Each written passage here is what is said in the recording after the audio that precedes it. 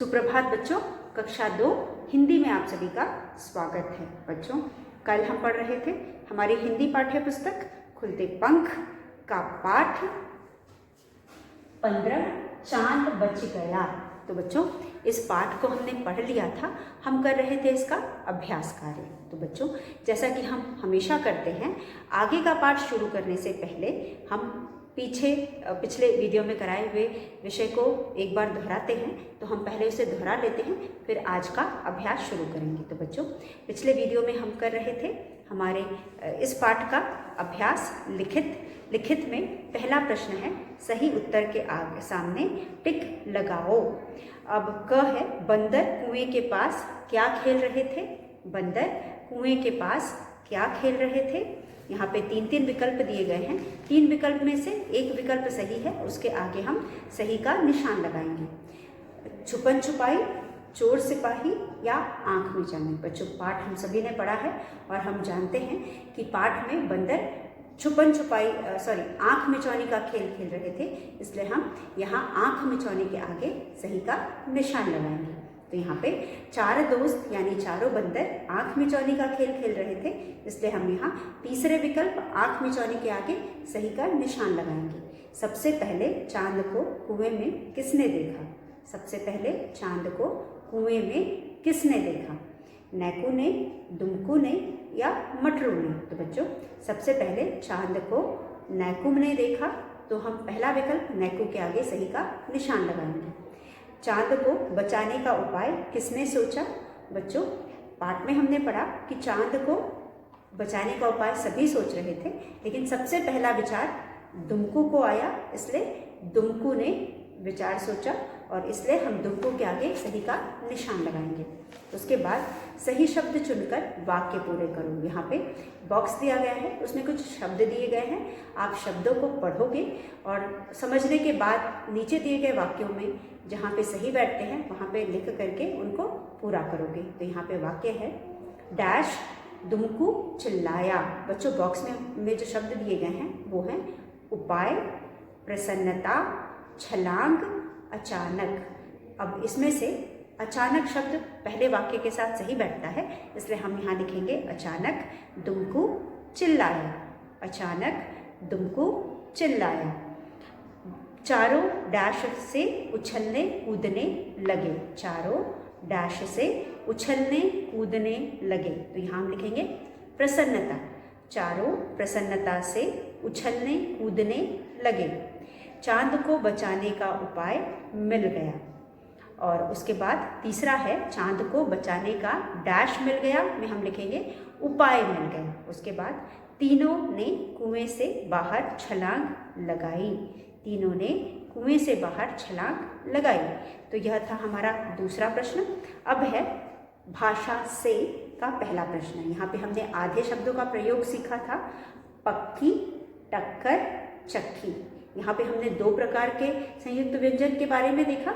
एक है समान शब्दों का मेल, जिसमें एक ही दोनों शब्द जो मिल रहे हैं दोनों एक ही हैं, जैसे आधा क और पूरा क। दूसरे में असमान है, क्योंकि आधा त और न है, दोनों व्यंजन अलग अलग है। तीसरा है आधा न और पूरा न, यहाँ पे भी दोनों व्यंजन एक ही हैं, इसलिए हम इन्हें समान कहेंगे। तो हमने यहाँ पे 2 समान का उदाहरण लिया है और एक असमान का उदाहरण लिया है। बोल बोल कर पढ़ो और समझो। अब बच्चों, चांद, चांदनी, टांग, छलांग, कुआं, मुंडेर, आँख, जंगल, बंदर, सुंदर, लंबी, पंजा, डंडा, खंभा। तो बच्चों, चांद में हमारे पास चंद्र बिंदु है। जैसा कि हम जानते हैं, जो चंद्र बिंदु होता है वह किसी भी व्यंजन के ऊपर लगा करके हम दिखाते हैं।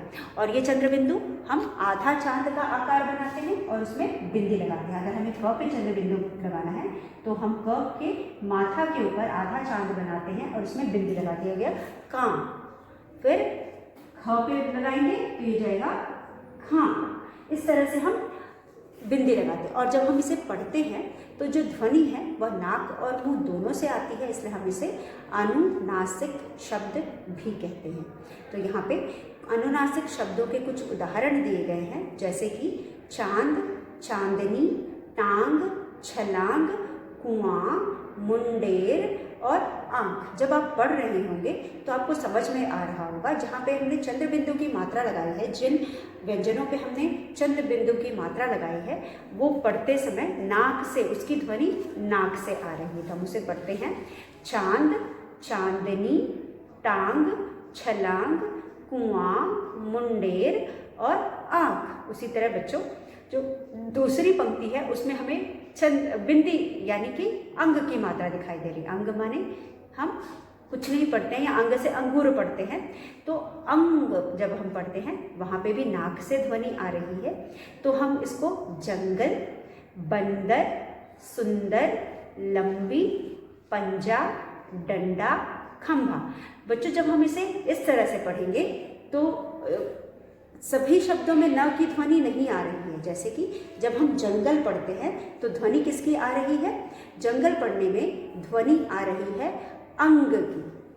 किसकी ध्वनि आ रही है? अंग की। तो बच्चों चलिए हम इसे लिख करके पढ़ते हैं। यहाँ पे जब हम जंगल पढ़ रहे हैं तो ध्वनि आ रही है अंग की।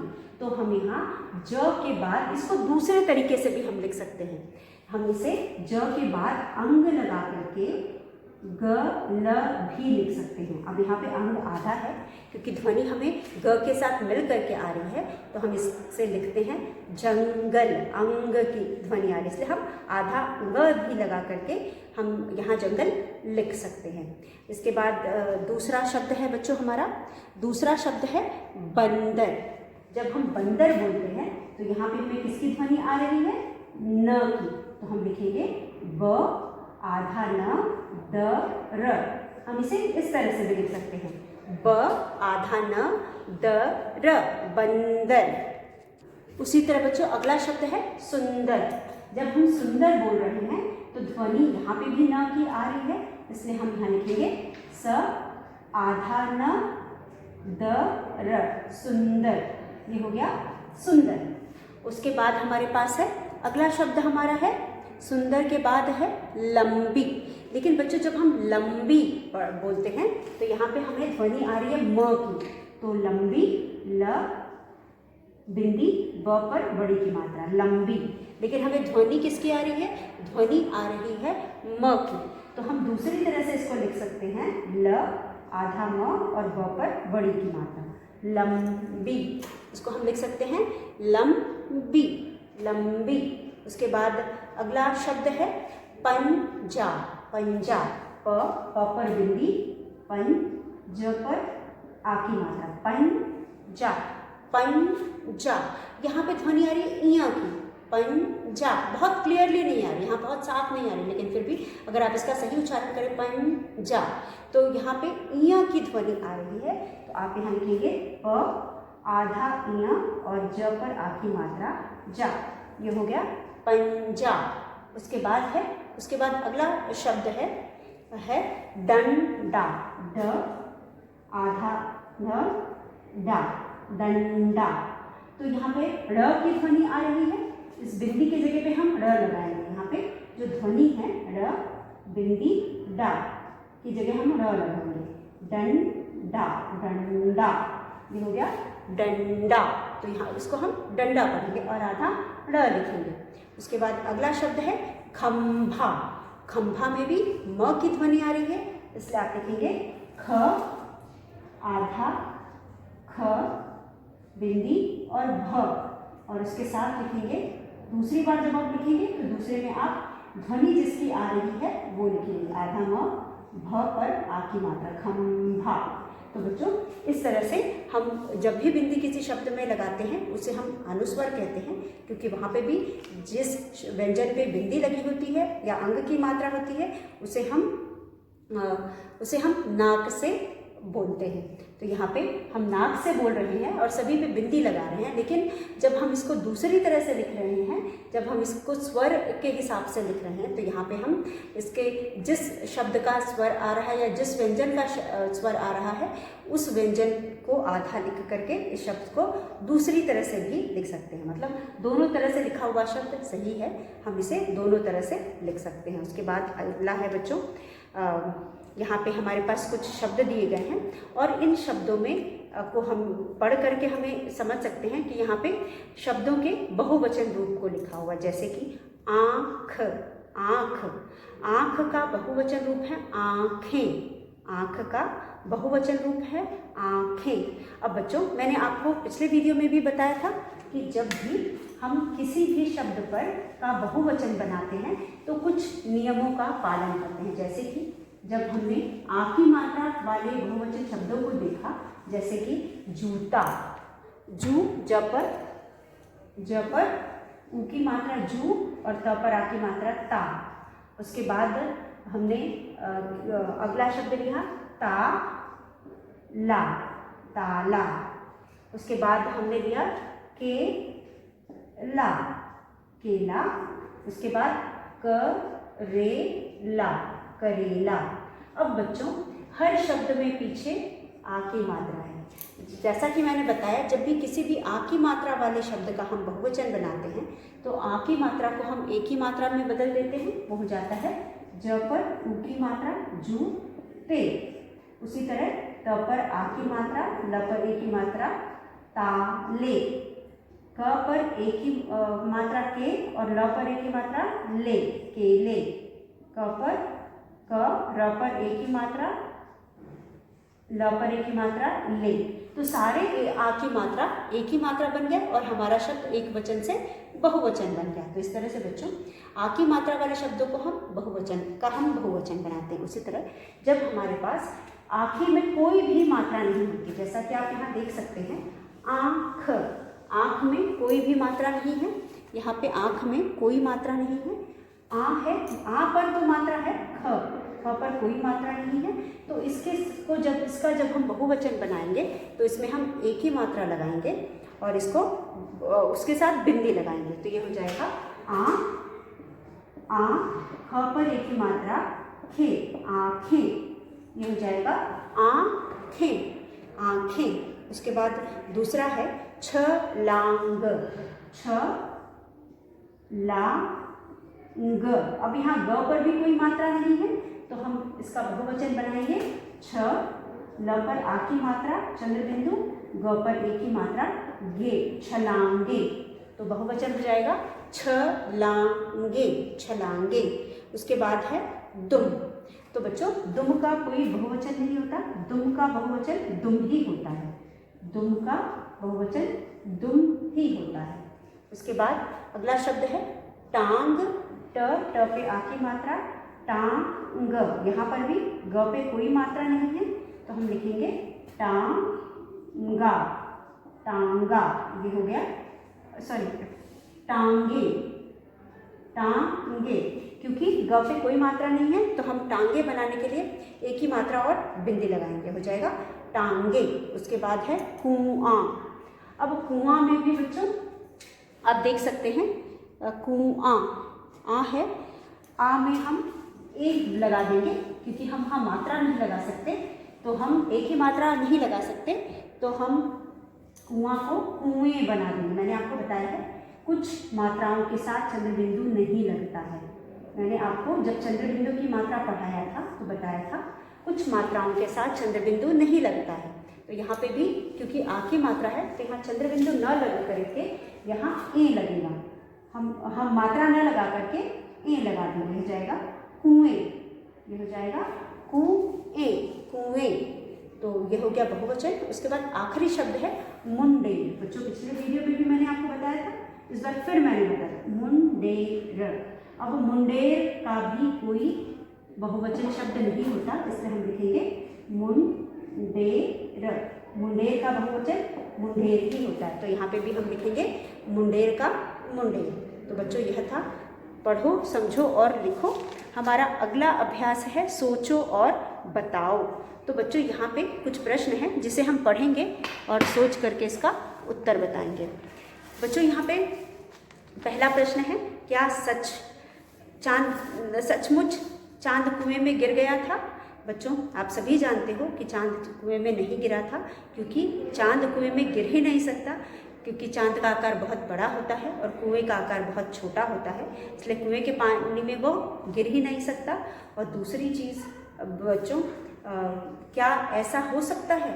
यह संभव नहीं है, क्योंकि दोनों के आकार में अंतर है और चांद गिरेगा भी तो पृथ्वी पर नहीं गिरेगा, और भी जगह है जहाँ वो गिर सकता है। कुएं के पानी में दिखने वाला चांद क्या था? बच्चों कुएं के पानी में गिरने वाला चांद की प्रतिबिंब थी या फिर उसकी परछाई थी। जो आसमान में चांद चमक रहा था उसके का जो प्रतिबिंब था या परछाई थी वो कुएं के पानी में पड़ रहा था, जिसे देख करके बंदर डर जाते हैं कि चांद कुएं में गिर गया है, कहीं डूब ना जाए। उस रात आकाश में पूरा चांद दमक रहा था। मालूम करके बताओ कि वह कौन सा दिन होता है जब चांद पूरा दिखाई देता है। कौन से दिन चांद बिल्कुल नहीं दिखाई देता? तो बच्चों आपको पाठ पढ़ाते समय भी बताया था, उस दिन पूर्णिमा की रात थी या पूनम की रात भी कह सकते हैं, जिसकी वजह से चांद आसमान में पूरा दिखाई दे रहा था। बच्चों एक दिन होता है जिस दिन चांद पूरा दिखाई देता है, वो होता तो चांद के बहुत से आकार होते हैं, और एक दिन होता है जो जिस दिन चांद पूरा दिखाई देता है उसके बाद चांद का आकार घटना शुरू होता है, और तब तक घटता है जब तक कि वह एकदम गायब नहीं हो जाता। तो जिस दिन रहता है, पूरा रहता है, उसे हम पूर्णिमा की रात या पूर्णमासी की रात बोलते हैं, या फिर हम पूनम की रात बोलते हैं, या फिर जिस दिन एकदम नहीं रहता उसको हम अमावस्या की रात बोलते हैं, और उस दिन अंधकार होता है। और पूनम की रात या पूर्णिमा की रात में उजाला होता है, क्योंकि चांद की रोशनी होती है, पूरा चांद निकलने की वजह से रोशनी पड़ती है और पृथ्वी पर उजाला होता है। तो दो तरह की रात होते हैं, एक पूरा चांद वाली रात जिसे पूर्णिमा की रात या पूनम की रात बोलते हैं, जिस दिन चांद पूरा निकला होता है और जिसकी वजह से उजाला होता है, और दूसरी रात जिस दिन एकदम चांद नहीं होता उसे हम अमावस्या की रात कहते हैं, और वो रात एकदम अंधेरी होती है। उसके अलावा बच्चों उसके बीच में जो चांद है उसका आकार निरंतर बदलता रहता है, एक बार वो घटता है और फिर एक बार वो बढ़ करके पूरा बनता है, एक बार घट के एकदम ख़त्म हो जाता है, और एक फिर उसके बाद फिर बढ़ता वो फिर पूरा बन जाता है। तो यह प्रक्रिया हमारे प्रकृति में चलती रहती है। उसके बाद बच्चों हमारा अगला प्रश्न है, अब करने की बारी, नीचे बने चित्र दो देखो और कहानी सुनाओ। तो बच्चों ये कहानी हम शुरू में भी पढ़ चुके हैं, सुन चुके हैं, मैंने आपको सुनाया था, लेकिन यहाँ पे चित्र दिया गया है, आप देख सकते हो। जो पहला चित्र है वहाँ पे जो जंगल है, जंगल के जानवर हैं और शेर उनके ऊपर हमला बोल रहा है, उनको खाने के लिए दौड़ रहा है। दूसरे में जो जानवर हैं चिंतित हैं, आगे आगे खरगोश चल रहा है, वो विचार कर रहे हैं कि इस शेर से जान कैसे बचाई जाए या इस शेर से छुटकारा कैसे पाया जाए। अब उसके बाद आप देख सकते हो कि जो आपका खरगोश है, वह खरगोश जो होता है वह ऐसे घूमते घूमते एक कुएं के पास जाता है, क्योंकि कुएं का चित्र है। आप मुंडेर देख रहे हो, आपने पाठ पढ़ा था तब भी मुंडेर के बारे में सुना कि मुंडेर क्या होता है। कुएं के चारों तरफ जो दीवार बनती है जिससे कोई गिरे ना कुएं में, या कुआं सेफ रहे, सुरक्षित रहे, इसके लिए हम एक मुंडेर बनाते हैं या दीवार बनाते हैं। और तो उस कुएं में शेर जाके ऐसे ही घूमता फिरता गया और कुएं में झांका। जब उसने झांका तो उसको अपना ही चेहरा दिखाई दिया। जब उसको अपना चेहरा दिखाई दिया तो उसके दिमाग में उपाय आया, उसको एक उपाय सूझा, और फिर उसके बाद चलिए देखते हैं क्या होता है। उसके बाद फिर जो शेर था, जो खरगोश था, उसकी आज शेर के पास जाने की बारी थी। तो वही जब आ रहा था तो उसने कुएं में झांक करके देखा तो उसे अपना चेहरा दिखाई दिया। उसके बाद बच्चों चौथे चित्र में शेर के पास खरगोश गया तो शेर ने कहा कि भाई तुम्हें आने में इतनी देर कैसे हुई। तो जो शेर था उसने कहा कि जो खरगोश था उसने कहा कि शेर महाराज मैं आप ही के पास आ रहा था, लेकिन रास्ते में मुझे दूसरा शेर मिला। जब जैसा कि मैंने आपको बताया कि जब शेर जो खरगोश था वो जंगल में शेर के पास आहार बन करके आ रहा था, या फिर आज शेर की बारी थी, वो उसके पास आ रहा था कि वो मुझे खाएगा, तो रास्ते में उसे एक कुआं मिला। जब उसने कुएं में झांक करके देखा तो उसे खुद की परछाई या खुद का चेहरा दिखाई दिया। यह देखकर खरगोश के दिमाग में एक उपाय आया और वह शेर के पास जब गया तो शेर ने कहा, तुम इतनी देर से क्यों आए हो? तो खरगोश ने कहा कि मैं तो समय से आ रहा था, परंतु रास्ते में मुझे एक दूसरा शेर दिखाई दिया और वह शेर मुझे आने ही नहीं दे रहा था। वो कह रहा था कि अब मैं तुमको खाऊंगा, क्योंकि मैं इस जंगल का राजा हूँ, आज मैं तुमको खाऊंगा। तो अब यह सुनकर के तो शेर आग बबूला हो गया। अब उसके ऊपर संकट आ गया कि इस तरह से तो अब दोनों में मतलब मुकाबला हो गया ना। एक आपने कभी सुना है एक जंगल में जो दो शेर, तो यहाँ पे उसके इज्जत की बात हो गई। वह गुर्राया, भूख प्यास उसको कहाँ से लगती, सब भूल जाता है और खरगोश के साथ वो कुएं में दूसरा शेर देखने चला जाता है। अब ये तो खरगोश की चाल थी। जब वह मुंडेर पर जाके झांकता है तो उसे दूसरा शेर दिखाई देता है। तो बच्चों, दूसरा शेर का मतलब यहाँ क्या है? ये दूसरा शेर है, कोई दूसरा शेर था? नहीं था, वो तो उसकी खुद की परछाई थी या प्रतिबिंब था, जिसे वो देख करके दूसरा शेर समझ रहा था। तो यहाँ पे शेर ने जब अपनी परछाई देखी तो वह गुर्राया और गुर्रा करके वह कुएं में कूद गया। तो बच्चों, जो शेर था वह शरीर से इतना बड़ा था, बलशाली था और शक्तिशाली था, सारे जंगल को अपने वश में रखता था, सारे जंगल के जानवरों पर अत्याचार करता था और अपने बल के वजह से ही वह राजा कहलाता है। लेकिन यहाँ पे वह एक बड़ा शेर एक छोटे से खरगोश के आगे हार जाता है। कैसे हार जाता है? अपनी बुद्धि से। तो इसीलिए कहते हैं बल से ज़्यादा शक्तिशाली बुद्धि होती है। यहाँ ताकतवर बलशाली शेर से खरगोश जीत जाता है और उसकी बुद्धि की वजह से उसकी जान बच जाती है। तो यहाँ पे शेर कुएं में कूद करके मर जाता है और खरगोश की जान बच जाती है। तो यहाँ पहले चित्र में आप देख रहे हो कि किस तरह से सारे जंगल के पशु पक्षी जो हैं परेशान हैं और शेर किसी को भी कहीं से भी पाता था और खा जाता था। तो वही हुआ होगा, सब बारी बारी से उसके पास जाना शुरू करते हैं, उससे कहते हैं कि इस तरह से तो भाई नहीं चलेगा, आप बारी बारी से हमें खाया करिए और आपको आने की ज़रूरत नहीं है, हम खुद आपके पास आएंगे, आपका आहार बनकर, खाना बनकर, आप हमें खा लेना। अब यहाँ पे एक दिन खरगोश की बारी आई। सभी जानवर जाते थे और अगले दिन खरगोश की बारी आई। आप चित्र में देख सकते हो, खरगोश सोचता हुआ जा रहा है। तो बच्चों, यहाँ पे जो खरगोश है वो सोचता हुआ जा रहा है, क्योंकि मैंने पहले भी जब कहानी आपको सुनाई थी तो कहा था कि जो खरगोश है उसे पता था कि आज तो मुझे मरना है। तो जब हम किसी मुसीबत में होते हैं तो क्या हम हिम्मत हार जाते हैं? नहीं, हमें प्रयत्न हमेशा करना चाहिए, हमें हमेशा कोशिश करना चाहिए, हार करके नहीं बैठना चाहिए। तो यहाँ पे जो खरगोश है वह भी कोशिश करते रहा और उसने अंत तक हार नहीं मानी। वह शेर के पास जाते हुए भी वह सोचता हुआ जा रहा था कि कहीं से कोई उपाय सूझ जाए और वह अपनी जान बचा सके, क्योंकि वह बहुत ही चालाक था। वह सोचते हुए जा रहा था और तभी उसकी नज़र एक कुएं पे पड़ती है। वो ऐसे ही कुएं में जाकर झांकता है और उसके बाद वो उसने सोच के रखा था कि आज मैं आराम से शेर के पास जाऊंगा। और जब वह आराम से देर से खेलता कूदता झांकता झुकता शेर के पास पहुंचा तो जो शेर था, क्योंकि वह भूखा था, और बच्चों जब कोई भी भूखा होता है तो वह और गुस्से से पागल हो जाता। तो यहाँ शेर गुस्से से पागल हो रहा था और जब खरगोश पहुँचा तो वह उसके ऊपर दहाड़ कर पूछा, तो इतनी देर तक तुम कहाँ थे, या फिर तुम देर से क्यों आए? तब जैसा कि मैंने आपको बताया, शेर ने उसे खरगोश ने उसे देर से आने का कारण बताया और उसके बाद फिर शेर ने कहा कि भाई चलो मैं भी देखूं कहाँ दूसरा शेर है, और वह उसके साथ जाता है।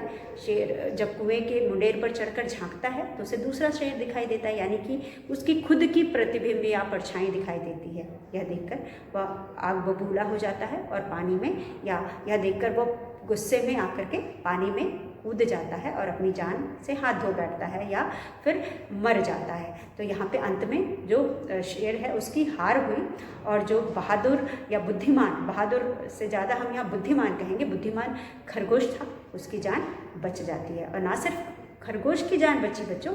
यहाँ तो जितने भी जंगल में जानवर बचे थे सबकी जान बच गई, क्योंकि अब उन्हें खाने वाला कोई नहीं था।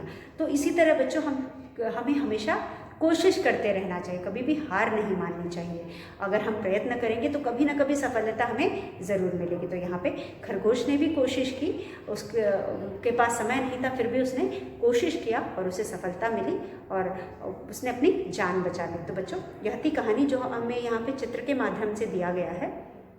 उसके बाद हमारा अगला प्रश्न है, अब बताओ इस कहानी और बंदर वाली कहानी में क्या बात मिलती जुलती है। बच्चों इस बात को हमने पाठ के शुरू में भी विचार किया था। आपने बंदर की भी कहानी सुनी और आपने शेर की भी कहानी सुनी। आपने देखा दोनों में बंदर ने भी प्रतिबिंब देखा था चांद का और मूर्ख बना था, और शेर ने भी पानी में अपना प्रतिबिंब देखा था और मूर्ख बना था। जब उसने प्रतिबिंब देखा तो उसने सोचा दूसरा शेर है और वह कुएं में छलांग लगा गया। उसी तरह जो बंदर थे उन्होंने चांद को देखा पानी में, तो उनको लगा कि चांद डूब रहा है और यह देखकर वह उसे बचाने की कोशिश करते हैं, जबकि चांद तो पानी में गिरा ही नहीं था, लेकिन फिर भी उनको लगता है कि उन्होंने ही चांद को बचाया होता है। और दोनों कहानियों में यह समानता है कि दोनों में ही प्रतिबिंब को देख करके ही दोनों मूर्ख बने थे, शेर और बंदर। तो यह थी बच्चों कहानी। हमने कहानी भी पढ़ लिया और हमने इस पाठ को दोहरा भी लिया। तो हम आज करेंगे हमारा अगला अभ्यास। तो बच्चों इस पाठ से संबंधित हम कुछ वाक्य भी बनाएंगे। तो बच्चों हमने इस पाठ में बहुत सारे ऐसे शब्द देखे जिससे हम वाक्य बना सकते हैं। यहाँ पे हमारे पास पहला शब्द है, पाठ आप सभी ने पढ़ा है, और प्रसन्नता है। फिर उसके बाद दुम है, दुम सभी पशुओं के पास दुम होती है। या फिर हम यहाँ चांद का बना सकते हैं, रात में चांद निकलता है, ठीक है, चांदनी रात को चांद चमकता है। या फिर हम उपाय, बंदरों ने चांद को बचाने का उपाय सोचा। उसके बाद हाथ मारना यानी प्रयत्न करना, हमें जीवन में हारना नहीं चाहिए, हाँ हमेशा प्रयत्न करना चाहिए, प्रयत्न शब्द भी है। उसके बाद धीरज, हमें कभी भी धीरज नहीं खोना चाहिए। उसके बाद बच्चों इस तरह से आप जो शब्द यहाँ दिए गए हैं, पहले भी पाठ में आप वाक्य बना सकते हो, आप यहाँ पे भी इन शब्दों को प्रयोग करके वाक्य बना सकते हो। तो इसके साथ बच्चों हमने इस पाठ को खत्म कर लिया है। अब अगले वीडियो में बच्चों हम पढ़ेंगे ग्रामर, मतलब व्याकरण। तो बच्चों हमारी पुस्तक है व्याकरण दीपिका। व्याकरण दीपिका के अगले पाठ बच्चों हमारा पिछला पाठ था संज्ञा, हमने पढ़ लिया था। उसके बाद हमने वचन भी पढ़ लिया था, लिंग भी पढ़ लिया था। हम अगले अभ्यास में सर्वनाम से शुरू करेंगे, क्योंकि सर्वनाम से ही पाठ 10 से ही अगला अभ्यास हमें शुरू करना है। तो बच्चों सर्वनाम क्या है, चलिए एक बार हम इसे दोहरा लेते हैं। हमने संज्ञा शब्द पढ़ा था बच्चों, वह शब्द संज्ञा शब्द हमने पढ़ा था, और सर्वनाम का अर्थ है वह शब्द जिसका प्रयोग हम संज्ञा के स्थान पर करते हैं। संज्ञा क्या होता है बच्चों? संज्ञा किसी भी व्यक्ति, वस्तु, स्थान या पशु पक्षी के नाम को हम संज्ञा कहते हैं। तो आज हम पढ़ेंगे पाठ 10 सर्वनाम। बच्चों हम सर्वनाम पढ़ेंगे और उससे संबंधित अभ्यास करेंगे। तो आज तो नहीं संभव है, अगले वीडियो में करेंगे, लेकिन उससे पहले हम एक बार चर्चा कर लेते हैं। जैसा कि मैंने आपको बताया बच्चों कि जो संज्ञा होता है, संज्ञा का अर्थ है किसी भी वस्तु, व्यक्ति, स्थान, पशु पक्षी का नाम, और किसी भी चीज़ के नाम को हम संज्ञा कहते हैं। लेकिन जब हम कभी कभी एक ही संज्ञा का प्रयोग बार बार करते हैं, तो हम उसे बार बार न लिखने की जगह वहाँ कुछ शब्दों का प्रयोग करते हैं जिसे हम सर्वनाम कहते हैं। जैसे कि बच्चों राधा दूध पीती है, और दोबारा हमें बोलना है कि राधा दूध पीती है, या राधा खेलती है, या राधा दूध पीती है और रोटी भी खाती है। तो हम वहाँ पे हम राधा की जगह वह शब्द का प्रयोग करते हैं और वह शब्द को हम यहाँ पे सर्वनाम कहेंगे। उसी तरह नमन और मदन खेलते हैं, नमन और मदन की जगह हम वे शब्द का प्रयोग कर सकते हैं और वे शब्द यहाँ पे सर्वनाम है। तो बच्चों वह शब्द जिन्हें हम संज्ञा शब्दों के स्थान पर प्रयोग करते हैं उसे हम सर्वनाम कहते हैं। तो बच्चों मैंने आपको इसलिए आज शुरू किया ताकि आप इसे पढ़ करके आएंगे, हम इसको पहले भी पढ़ चुके हैं, आप पढ़ करके आएंगे। इससे संबंधित जो अभ्यास कार्य हमारे बुक के पीछे दिए गए, क्रियाकलाप दिए गए हैं, उनमें हमें बहुत सारे अभ्यास दिए गए हैं जो सर्वनाम से संबंधित है। तो एक बार हम इसे दोहरा करके आएंगे तो हमें वह अभ्यास करने में आसानी होगी। इसलिए मैंने आपको एक बार बता दिया कि हमारा अगला विषय क्या रहेगा, आप उसे पढ़कर आएंगे ताकि आपको यह अगला वीडियो भी समझने में आसानी होगी। तो बच्चों आज के लिए सिर्फ इतना, अगले वीडियो में हम सर्वनाम करेंगे। आप पढ़ करके आइएगा, तब तक के लिए धन्यवाद।